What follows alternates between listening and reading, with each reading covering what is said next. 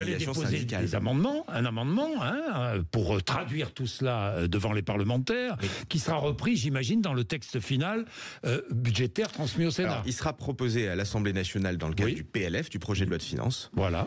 Il sera ensuite proposé, et je ne sais pas quelle sera la décision des députés, mais le texte ira au Sénat. Il se trouve qu'au Sénat, chaque année, les sénateurs ont l'habitude de mettre ces 3 jours de carence, et que l'année dernière, dans leur version sénatoriale du budget, ils avaient déjà intégré ces 3 jours de carence. Donc j'imagine que cette année, ils auront le même vote, puisque le Sénat n'a pas changé de disposition depuis l'année dernière.